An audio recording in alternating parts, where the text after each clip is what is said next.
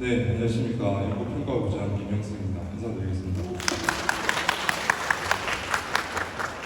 죄송합니다. 저는 다이소 지금 상품도 준비를 못했고 이 제목만 봐도 너무 무거운 주제를 가져가지고 어떻게 할까 뒤에서 지금 고민을 많이 하다가 올라왔는데 좀 시간도 많이 흘렀습니다.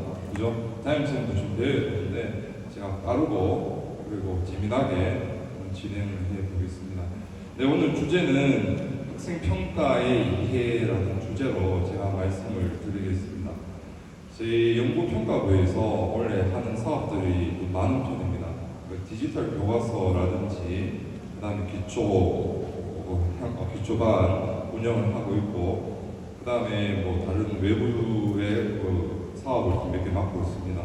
그 중에서 오늘 어머니들께서 가장 궁금해하시는 평가에 대해서 준비를 하게 되었습니다. 네, 먼저 학생평가의 방향입니다. 지금 우리들은 지금 어떻게 보면 정보의 홍수 속에 살고 있다. 뭐 메타버스라든지 빅데이터, 인공지능 이런 말들 많이 들어보셨을 겁니다.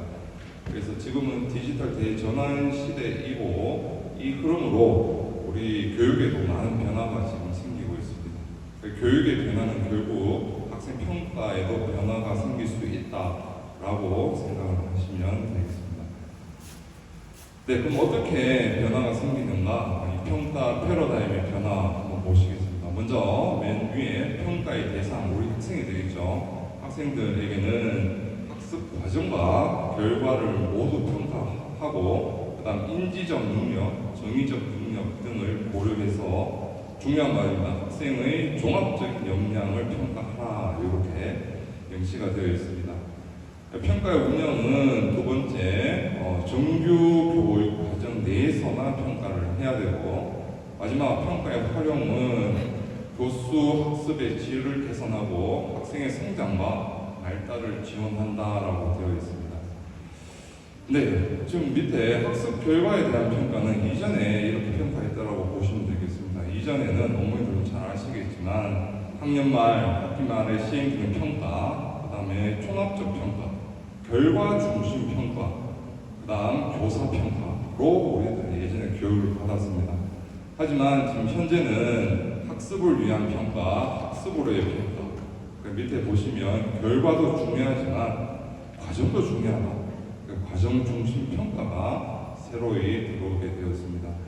그리고 평가도 교사만 평가하는 것이 아니고 학생 스스로 하는 자기 평가, 동료 평가까지 모두 포함된 내용, 요것들을 지칭해서 우리는 과정 중심 평가라고 이야기를 하고 있습니다. 네, 그러면 과정 중심 평가란 도대체 무엇인가? 제가 질문을 하나 드리겠습니다. 어머니들 학교 다니실 때 고등학교 2학년 2학기 수학 기말고사 점수 기억나십니까? 저도 기억 안 납니다. 기억하기 이상하죠? 그럼 하나 더 제가 질문을 드리겠습니다.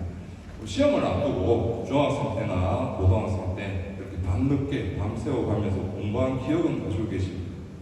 그렇죠. 이 기억은 오래 갑니다. 그죠? 저희들은 이런 기억을 가지고 좀 살아가고 있는데 점수는 기억을 못합니다. 하지만 지금 현재 우리 아이들은 이 점수로 인해서 굉장히 힘들어하고 있습니다.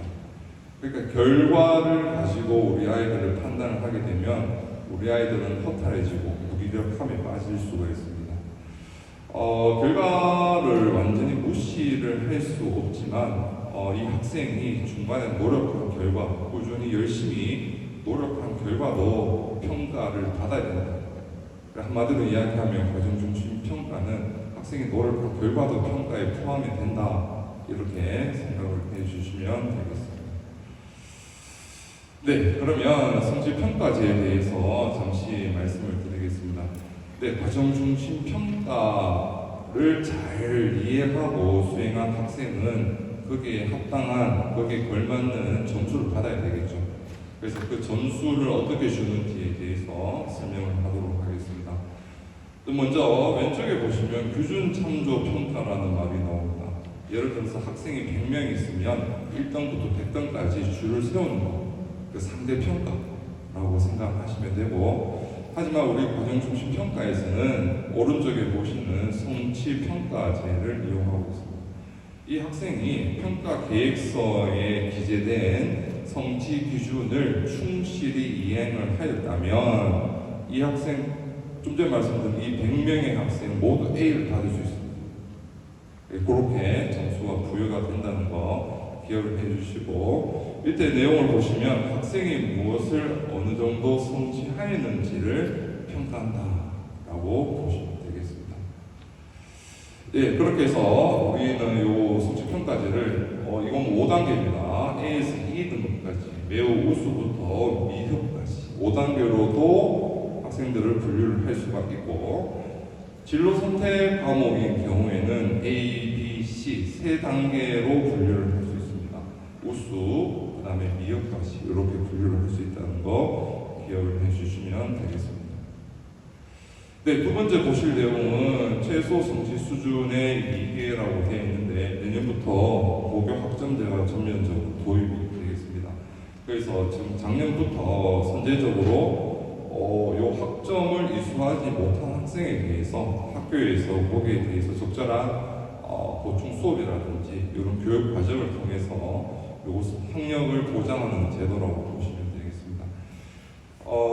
작년에는 국어, 영어, 수학만 1학년 대상으로 국어, 영어, 수학만 저희들이 선제적으로 대비를 하였고, 원래는 과목이 좀 늘었습니다.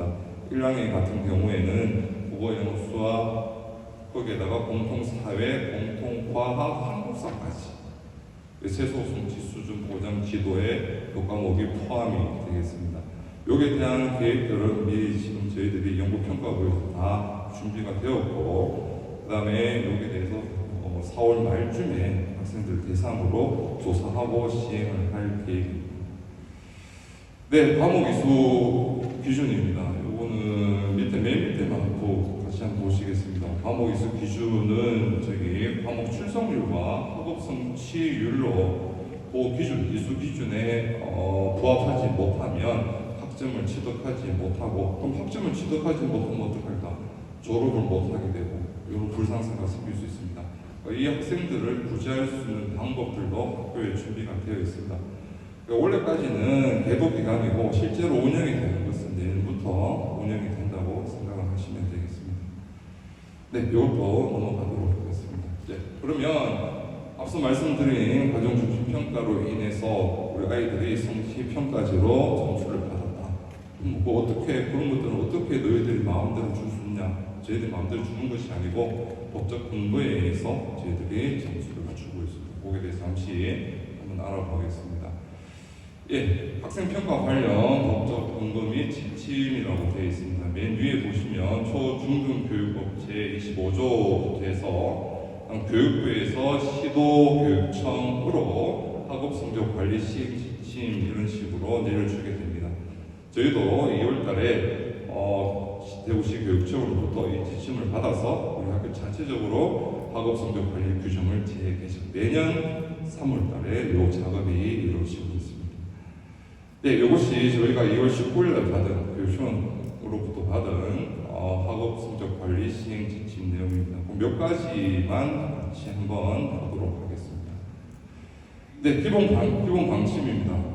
교과학습의 평가는 지필평가, 수행평가로 구분하여 실시할 수 있고, 밑에 보시면 학업성적관리 규정으로 정하여 수행평가만으로도 실시할 수 있다.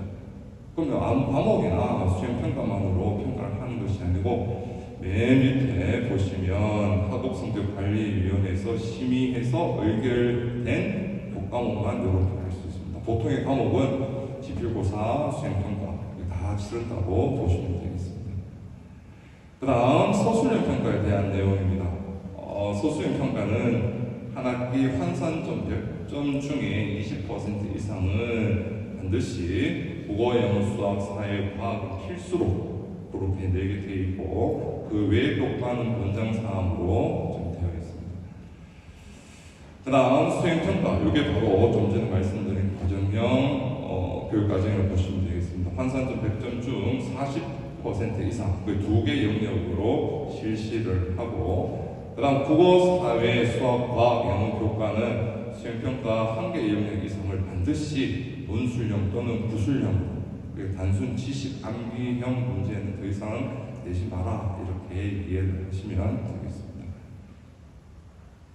그 다음 정규 교육과정 외에 학생이 수행한 결과물에 대해 점수를 부여하는 과제형 수행평가는 지양하도록 되어 있습니다. 그 일제식 수행평가 이런 것들은 좀 전에 제가 말씀드린 과정평가는 맞지 않습니다. 그 수업 시간에 이루어진 내용 아니면 장기간 프로젝트 이런 것들을 가지고 우리 아이들을 평가, 수행평가에서 그렇게 이루어진다고 생각을 하시면 되겠습니다.